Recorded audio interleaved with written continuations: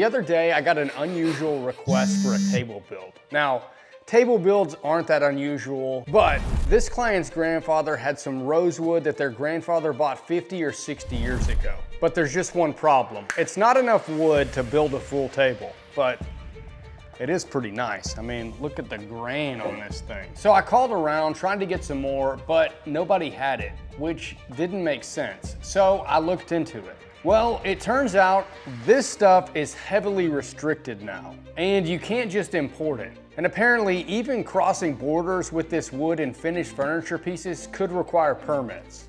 I had no idea. So now I've got this wood and one shot to get this right, because if I mess this up, well, I can't get any more. So before I start machining it, I better make sure that all my tools are dialed in. Now, I should probably show you what we're actually building. It's a coffee table, but this one is a little different. You see, normally I design everything in CAD, send it to the client, and then wait. But this time I tried something a little different. I used AI to help me with the design, because honestly, there's nothing worse than spending days on a design just to hear no. So I fed it some of my past builds and a few ideas, and a couple minutes later I had this. They liked the design but wanted walnut instead. So today I'm gonna try to build the nicest table I have ever built with wood that you just can't buy anymore.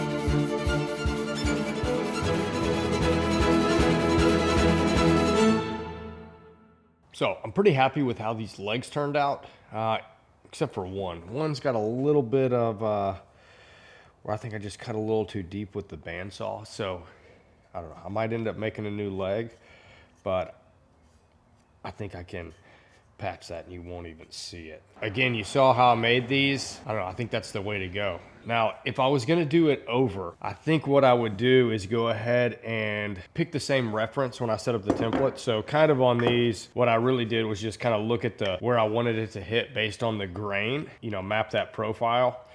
Well, the way this is gonna sit, this leg is gonna get kind of pocketed at a diagonal, so the base will sit flush with the top of this front. And then, you know, I'm kind of aiming for an equal size on the top and the stretcher, so roughly should be, you know, 1.5 inches each. Now, this is a little bit oversized here, so I may always make my parts oversized and then trim them down. However, with this cut, it's very important that, you know, they're all the same so that it just looks good. So I think if I was to do it again, I would square up one end, probably the bottom, and then reference this thing on the bottom of every piece. That way they were all the same. Now I've just got to go in and kind of clean these up. So I've been messing with it a little bit, but I think I can just take my template, set it on here, mark and cut. So we'll see how that works. Hopefully I don't screw this up and have to remake all these legs, because that took forever. So let's give it a shot.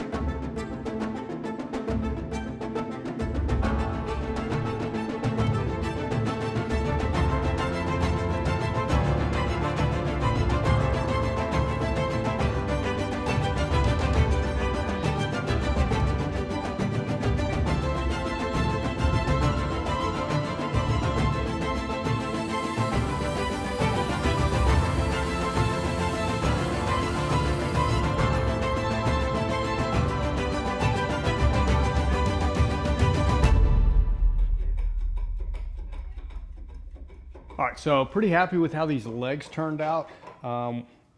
With this profile here, I've gone in and pre-sanded the insides. So they're looking pretty good. Now I've got to make this profile here, you know, kind of to match this idea right here. And typically for tables, I've made these jigs where, you know, you throw that in there and then you could flush trim them to this. Problem is that sucker's, you know, way longer than any router bit I have. So not exactly sure how I'm gonna make that yet. But I do have a few ideas. Essentially we just need, you know, worst case, I use a hand plane and just, you know, go in and shape it.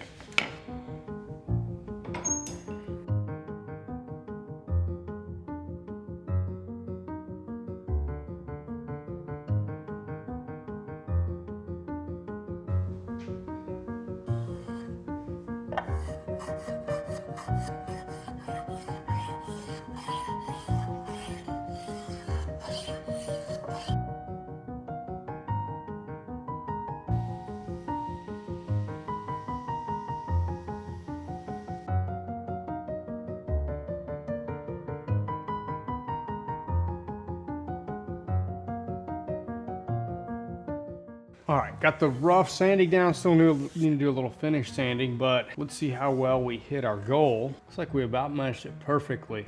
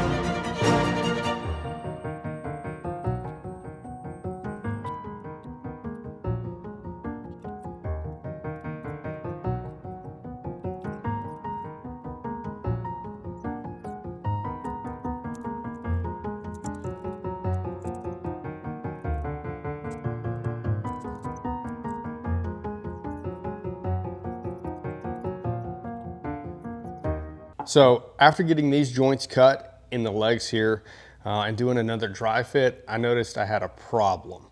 Problem was the longer stretchers didn't all sit perfectly flush with this joint that I cut here. So I referenced off the side stretchers, so these front ones were off a little bit. So, you know, previously in the past when I was, you know, probably newer into building, you know, I would have tried to just like sand that and make it flush. But again, that's not going to give you the best results. So I went ahead and just plugged these holes with, you know, some dominoes, glued them in there. That's dried overnight. So now I can go ahead, relay out and recut the joinery. It ought to be perfect then, hopefully, cross our fingers. But yeah, I think that's going to work. Now, like a lot of these things we've done so far is, you know, these legs, this joint here, I really had no idea how I was going to cut it when I started. You know, and some of you might think like, how can you take a project if you don't even know how to do it? Well, I mean, with building custom furniture, a lot of it is going to be, you know, whenever you build something, at least a part of it will probably be the first time you do it. So you're always going to have to like learn new things. So that's kind of just part of the territory. Now, I didn't know exactly how I was going to do it. I had several ideas for how I thought it might work. And then it's just kind of trial and error, figuring out which one's gonna work. So again, I've got some ideas. I think I've got a plan for getting these perfect with the domino joiner, but let's go ahead and cut those, see if we can get that perfect, and then we can move on to the top and start milling and using some of that rosewood.